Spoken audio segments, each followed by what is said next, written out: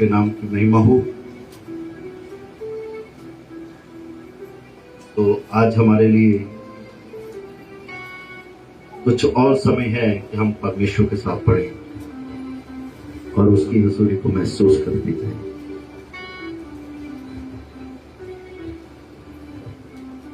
यीशु मसीह ने कहा है, जहां 2 या 3 मेरे नाम में इकट्ठा होते हैं वहां मैं उनके बीच में हूं। कितने लोग विश्वास करते हैं यीशु मसीह हमारे बीच में है? आमीन, हालेलुया। यीशु मसीह का हमारे बीच में होने का मतलब यही है कि वो हमारे लिए अद्भुत काम कर सकता है। हालेलुया। क्योंकि वो हमारे लिए अद्भुत काम करता है और वो भला है। हालेलुया।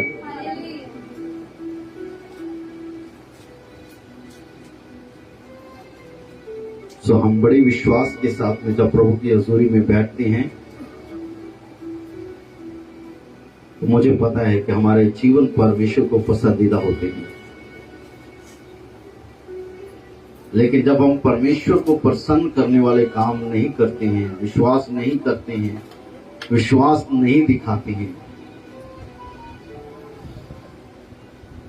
तो मैं बताना चाहता हूं आप अपनी आशीष को ब्लॉक कर देते हैं। जब हम प्रभु की हजूरी में बैठते हैं, बड़े विश्वास के साथ बैठे कि आपके विश्वास के द्वारा हम परमेश्वर को, हम अपने विश्वास के द्वारा अपने खुदावंद को हम प्रसन्न करें, उसको खुश करें। जैसे हम परमेश्वर को प्रसन्न करना शुरू करते हैं, हमारे जीवनों में आशीष की बारिश होना शुरू हो जाती है। हालेलुया। आज कुछ अनाउंसमेंट भी है मीटिंग के बाद, और आज का जो हमारा टॉपिक है समर्पण।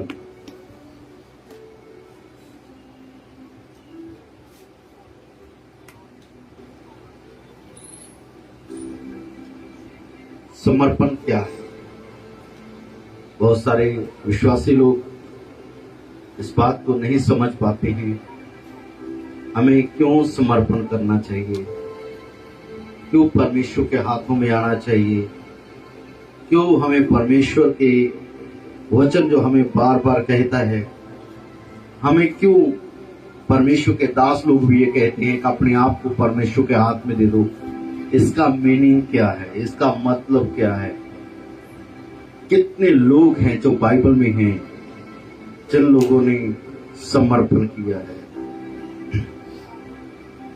कितने लोग हैं जिन्होंने अपने जीवन को परमेश्वर के हाथों में दिया है?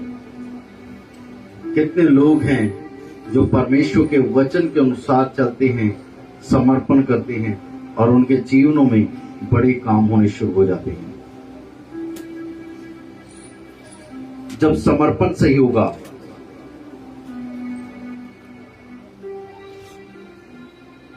जब समर्पण सही होगा तो कोई भी हालात क्यों ना हो, आप चैवल से बढ़कर के होंगे। हालेलुया। समर्पण हम 2 हालातों में करते हैं। सुनिए ध्यान से, समर्पण हम 2 कारणों से करते हैं। 2 वजह होती है समर्पण की। पहली वजह होती है, हम समर्पण कब करते हैं? जब हमारी समझ में आ जाता है कि परमेश्वर मुझसे कितना प्यार करता है। क्योंकि यदि बाइबल पढ़ते हैं तो बाइबल में लिखा है परमेश्वर ने जगत से ऐसा प्रेम किया कि उसने अपना इकलौता पुत्र दे दिया। और बाइबल बताती है यीशु मसीह ने अपने आप को हमारे लिए दिया है। ये होता है। और जब परमेश्वर ने हमसे प्रेम किया और हमें हमारे लिए अपने आप को दे दिया, तो समर्पण जो फर्स्ट पॉइंट है हम उस वक्त करते हैं जब हमें समझ में आता है परमेश्वर ने हमसे कैसा प्रेम किया, परमेश्वर ने हमारे लिए क्या किया और आज हमें क्या करना है।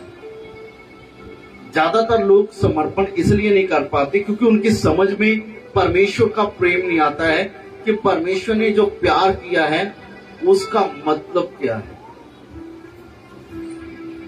परमेश्वर का प्रेम इतना अद्भुत था कि कि उसने अपना इकलौता पुत्र हम मेरे और आपके लिए दे दिया।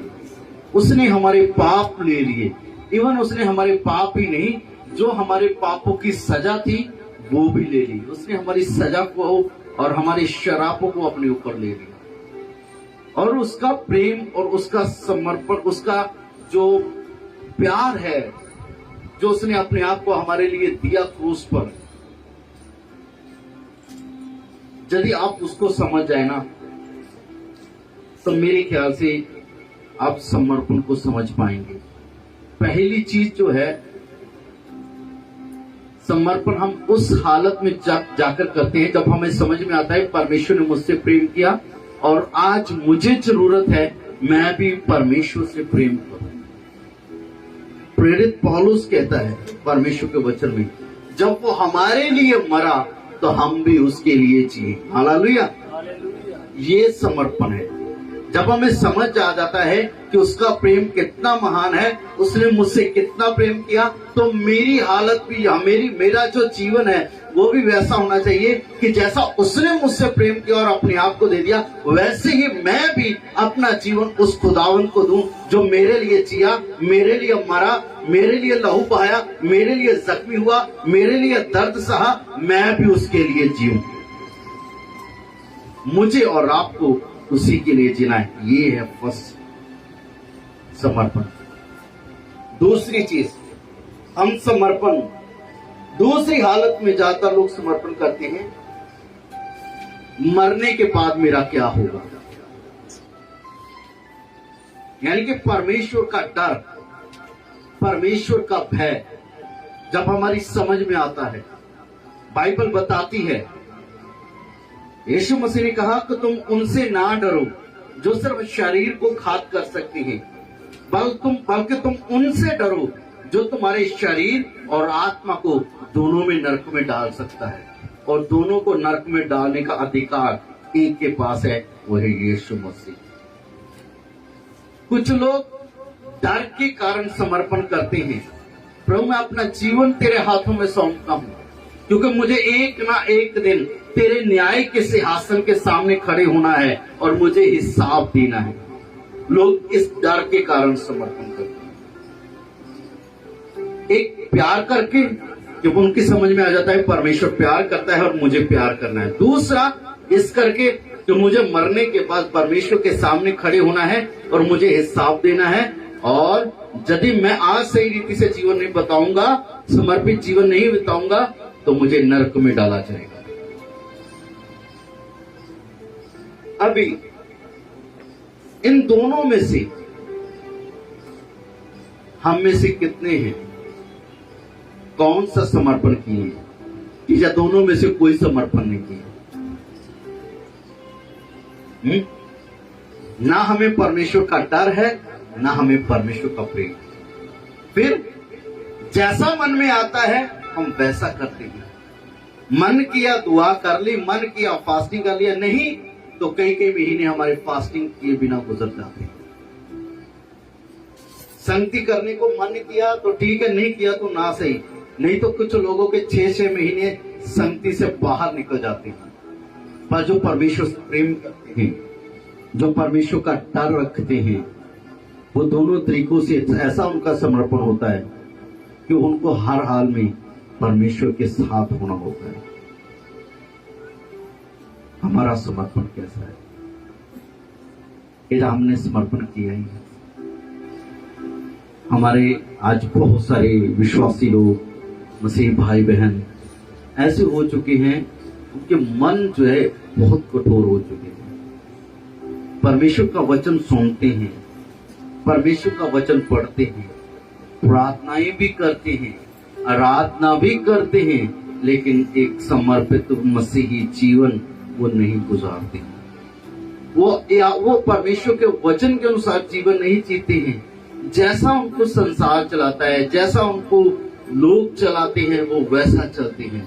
ऐसे लोगों के जीवन में परमेश्वर का ना डर होता है, ना परमेश्वर के लिए प्रेम होता है। पर जरूरी है इन दिनों में, मैं चाहता हूं, मैं दुआ करता हूं, परमेश्वर ऐसे लोगों को खड़ा करे जो परमेश्वर के साथ प्रेम करें और समर्पण करें। हालेलुया। एक वचन के साथ मैं बढ़ना चाहता हूं। कोलोसियों की पत्री 3 अध्याय 23 वचन। हम आज समर्पण के बारे में कुछ बातों को और एक दो एग्जाम्पल को, ज्यादा नहीं, बहुत शॉर्ट में मैं चलूंगा।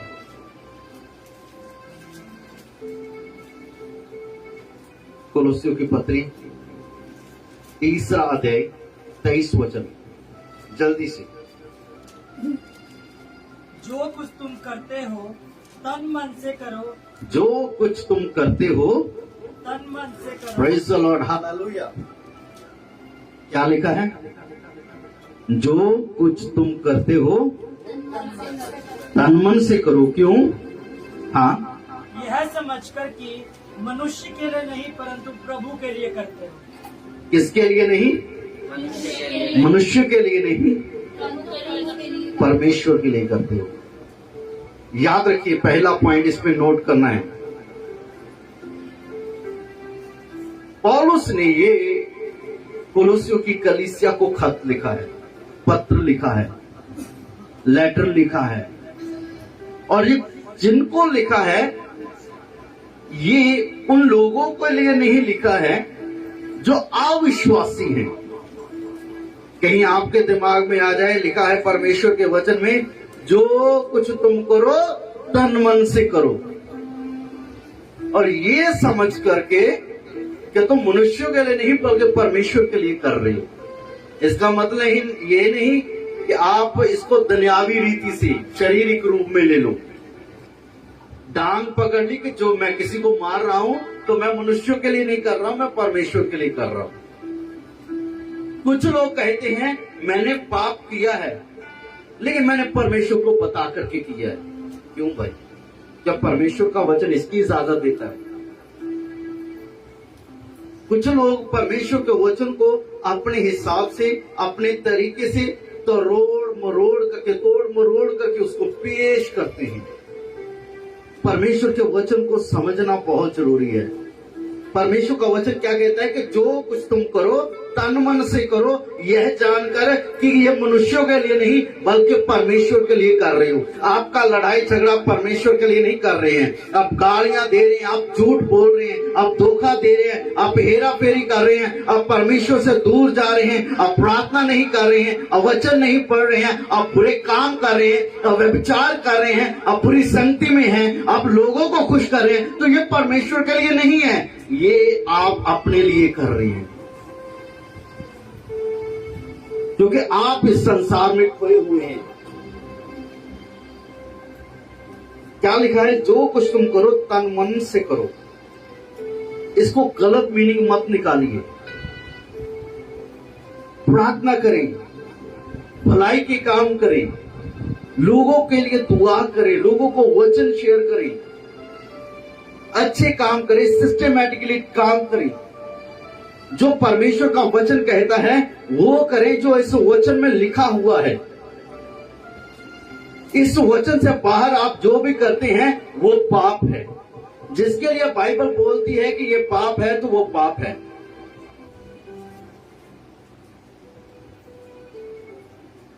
हालेलुया। तन मन से क्या करना है? जो भी करते हैं, चाहे दरी बिछाते हैं, है ना, तन मन से करें। गीत गाते हैं, तन मन से करें। प्रार्थना करते हैं, तन मन से करें। वचन पढ़ते हैं, तन मन से करें। उपवास करते हैं, तन मन से करें। जो काम आपको दिया जाता है तन मन से करें। मनुष्य को दिखाने के लिए नहीं बल्कि परमेश्वर को दिखाने के लिए। हालेलुया। जो आप जिस चीज के लिए समर्पण है, जरूरी नहीं है कि आप स्टेज में खड़े हो जाएं और प्रचार करें। ये भी नहीं है कि आप सिर्फ बड़ी बड़ी गवाहियां दें, क्योंकि बहुत सारे लोग हैं जो वचन बोलते हैं लेकिन वो खुद पाप में फंसे होते हैं। बहुत सारे लोग होते हैं जो बड़ी बड़ी गवाहियां बता करके ये साबित करते हैं मैं बहुत प्रार्थना करने वाला हूं, लेकिन उनके जीवन में समर्पण नहीं है। जो समर्पण करते हैं वो मसीह के लिए जीते और मसीह के लिए ही मरते हैं। रोमी की पत्री 12 अध्याय उसका 1 और 2 वचन पढ़िए जल्दी से। इसलिए हे भाइयों, मैं तुमसे परमेश्वर की दया स्मरण दिलाकर विनती करता हूँ कि अपने शरीरों को जीवित। कैसे? परमेश्वर का दास प्रेरित पौलुस क्या कहता है, सुनिए ध्यान से, कि अपने शरीरों को जीवित। शुरू से इसलिए हे भाइयों, क्या लिखा है परमेश्वर के वचन में? इसलिए हे भाइयों, मैं तुमसे परमेश्वर की दया स्मरण दिला करके विनती करता हूँ कि अपने शरीरों को कि जीवित। किसको? हालेलुया। किसको? बोलिए, शरीरों को सब बोले। किसको? शरीरों को अपने शरीर को। अपने शरीरों को क्या करके? जीवित। जीवित। कुछ लोग कहते हैं अभी क्यों प्रार्थना करनी, अभी क्यों बंदगी करनी, बहुत समय पड़े है, बहुत समय मेरे पास में है, अभी तौबा क्यों करनी, अभी समय है। जब बहुत सारे लोग होते हैं, जब जॉब खत्म हो जाती है, रिटायर हो जाते हैं, फ्री हो जाते हैं सारी जिम्मेवारियों से, फिर कहते हैं अब परमेश्वर का नाम लेंगे, अब प्रार्थना करेंगे, अब चर्च जाएंगे। जब हड्डियों में जान नहीं रही, जब चलने फिरने लायक नहीं रही, तब तो कुछ लोगों को परमेश्वर याद रहता है। कैसा है? तुम अपने शरीरों को जीवित, फिर आगे पवित्र और परमेश्वर को भावता हुआ। तीन चीजें हैं, अपने शरीरों को जीवित, पवित्र। अपवित्र नहीं है लिखा हुआ है। पाप में जो बंदा रहता है वो अपने शरीर को कभी पवित्रताई में नहीं लेकर जा सकता है। जो बंदा मरा हुआ है, उस मरे हुए के शरीर को ले जाकर परमेश्वर के कदमों में डाल दें, ले प्रभु ये इसका शरीर है, इसको हम तेरे हाथों में सौंप देते हैं। ऐसा नहीं है। जब आप जिंदा हैं, दूसरी चीज, अपने आप को पापों से आजाद करके, यीशु के लहू से धो करके, अपने पापों की माफी पा करके हम अपने आप को समर्पण करें। परमेश्वर को भाता हुआ, घिसा हुआ जीवन वाला, घिसा हुआ समय वाला परमेश्वर को हम मत दें। लिखा है हम परमेश्वर को क्या दें? अपने शरीरों को जीवित, पवित्र और परमेश्वर को भावता हुआ करके बलिदान चढ़ाएं। क्या चढ़ाना है? ऐसा बलिदान परमेश्वर के ग्रहण योग्य है। हालेलुया। ये है आत्मिक बंदगी, ये है आत्मिक बलिदान। बहुत सारे लोग नहीं कर पाते। कुलुस्सी की पत्री 3:23 का मीनिंग यही है कि हम समर्पण करें, जैसा वचन कहता है वैसा जीवन गुजारे, सही रीति से, सही तरीके से, परमेश्वर की ओर मन लगाते हुए। हालेलुया। ना एक छोटी सी संसारिक, एक शारीरिक सी बात बताना चाहता हूं। कोई भी खिलाड़ी है ना, जो टीम का मेन कैप्टन होता है, सारे के सारे आउट हो जाएं, फेल हो जाएं, लेकिन जो गेम होती है सिर्फ एक बंदे के ऊपर होती है।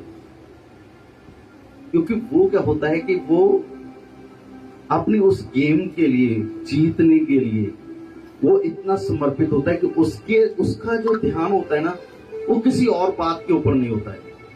उसको फेमस होने का चक्कर नहीं होता है, उसको ये होता है कि उसे नहीं जीतना है।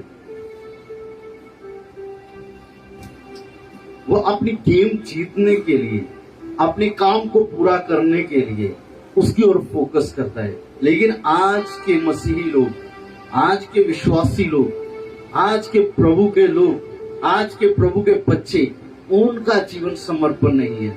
उनको पता ही नहीं है। उनको बस ये है, मैंने तौबा कर ली है, मैंने बपतिस्मा पा लिया है, मैंने पवित्र आत्मा पा लिया है, मैं अन्य भाषा में प्रार्थना करता हूं, इससे आगे बहुत कुछ है मेरे भाई।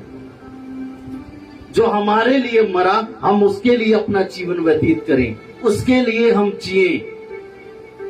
लेकिन आज के समय में हम क्या कर रहे हैं? हम अपने लिए खा रहे हैं, अपने लिए पी रहे हैं, अपने लिए सो रहे हैं, अपने लिए उठ रहे हैं, अपने लिए जी रहे हैं, अपने लिए चल रहे हैं, अपने लिए काम कर रहे हैं। कौन सा काम है जो हम परमेश्वर के लिए करते हैं? कौन सा समय है जो हम सैक्रिफाइस करते हैं? कौन सी चीज है जो हम बलिदान करते हैं? हमने तो अपने आप को ही समर्पण नहीं किया, तो बाकी चीजें बलिदान क्या करेंगे?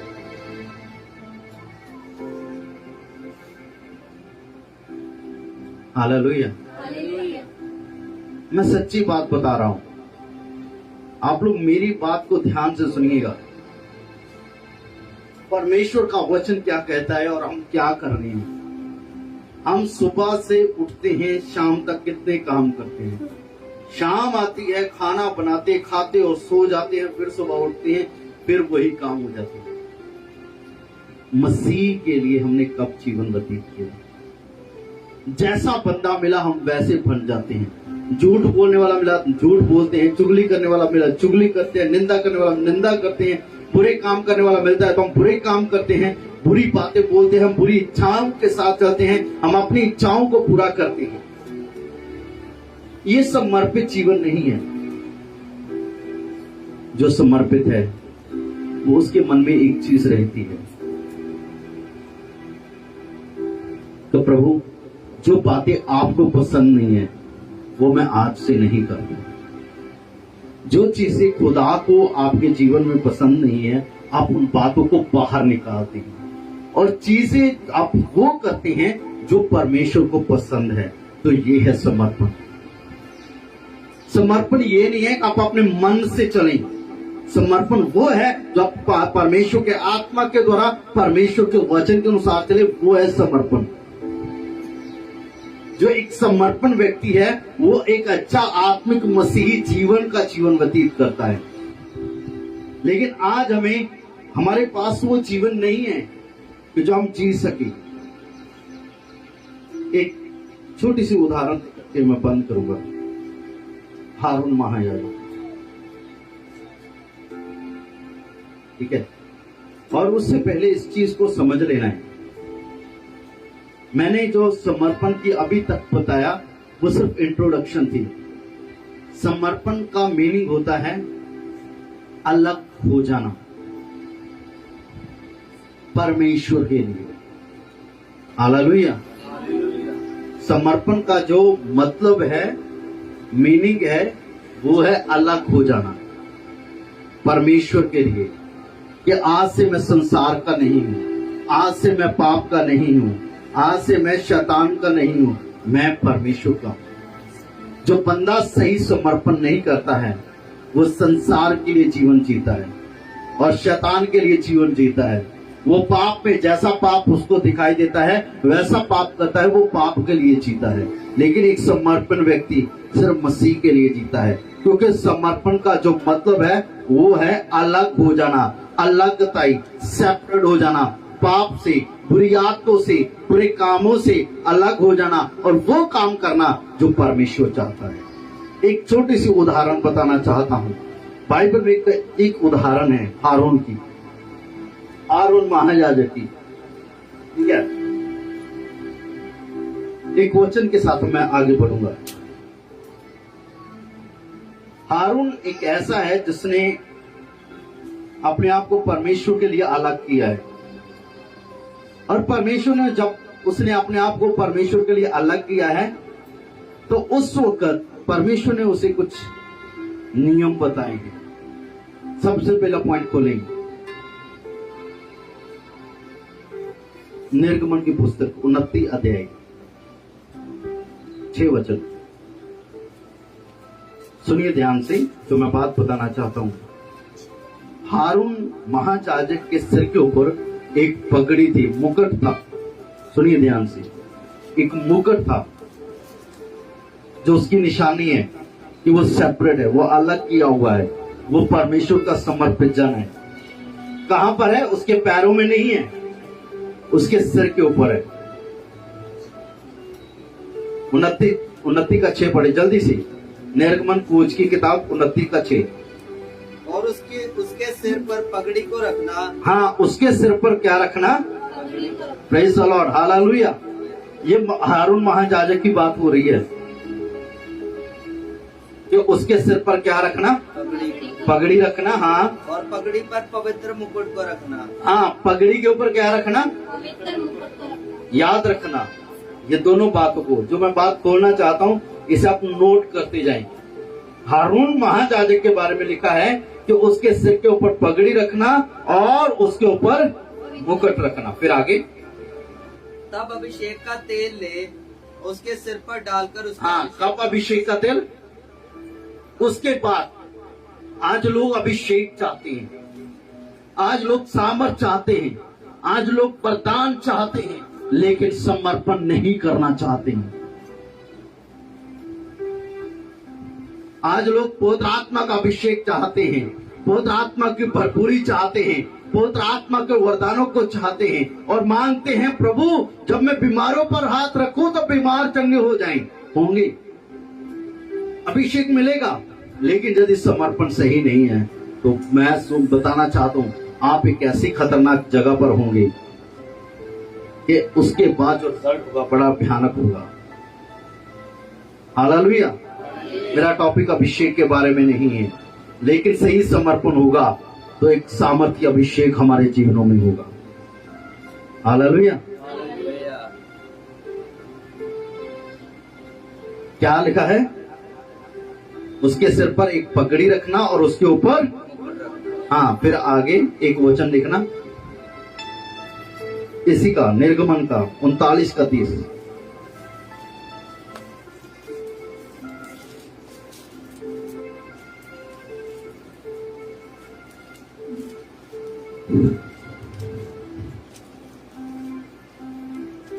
फिर उन्होंने पवित्र मुकुट की पटरी चोखे सोने की बनाई और जैसे छापे में वैसे ही उसमें ये अक्षर खोदे गए, अर्थात यहोवा के लिए पवित्र।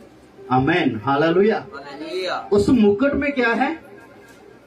Praise the Lord. एक पटरी, ठीक है। हालेलुया। ध्यान दीजिए सब लोग। हारून के सिर पर क्या रखा है? पगड़ी है, उसके ऊपर मुकुट है और उस मुकुट में एक पट्टी लगाई गई है सोने की और जिस पर यह लिखा हुआ है कि ये यहोवा के लिए पवित्र है। जब उसके सिर पर पगड़ी रखी जाती है, मुकुट रखा जाता है और उसके सिर पर क्या लिखा है? ये यहोवा के लिए लेवियो 21:12। पॉइंट नोट करते जाएं।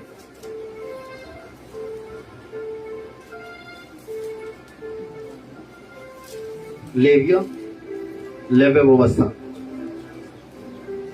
21:12, जल्दी से पढ़िए।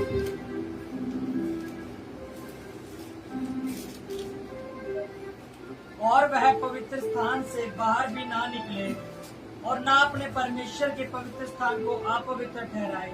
हाँ, क्या कर रहे हैं? वो कहाँ रहे? एक समर्पित व्यक्ति कहाँ होना चाहिए? पवित्र स्थान में। एक समर्पित व्यक्ति कहाँ होना चाहिए? पवित्र स्थान में। और परमेश्वर क्या कहता है कि वो उस जगह को ना छोड़ने पाए और दूसरा वो उस जगह को अपवित्र ना करे।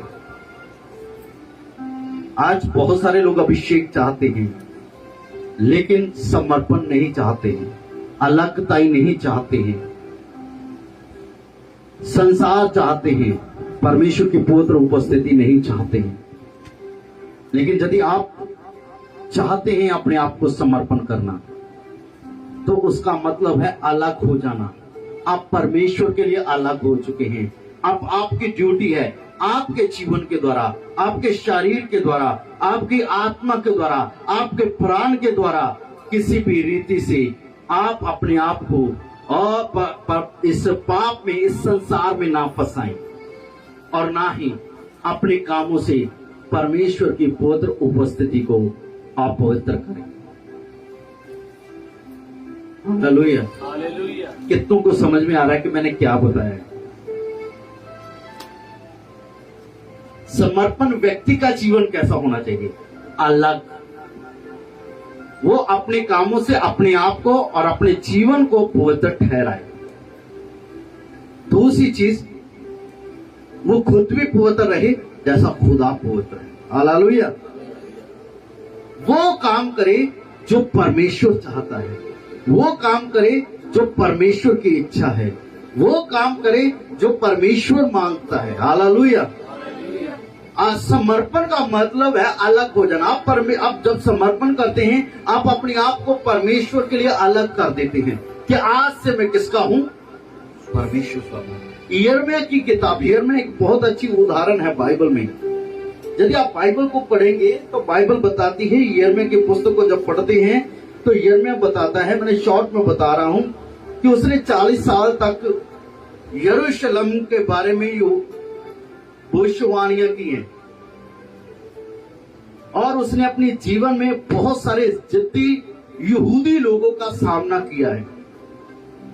यदि आप परमेश्वर के वचन को पढ़ते हैं तो उसका 1 अध्याय का 26 वचन, 2 से 6 वचन, और यिर्मयाह 18 का 18 और 38 अध्याय का 4 से 6 और यिर्मयाह 1 का 18 से 19 आप घर जाकर के पढ़ना। यिर्मयाह ने कैसे लोगों को फेस किया। लेकिन यिर्मयाह 40 साल तक परमेश्वर के लिए काम करता रहा और एक ऐसा समर्पित जीवन व्यतीत किया। लोग उसके विरोध में थे, बहुत जिद्दी और ढीठ लोग और विरोधी लोग उसके विरोध में रहे, लेकिन वो किसी भी हालत में परमेश्वर का काम करने से, परमेश्वर के नाम को ऊंचा करने से वो पीछे नहीं हटा।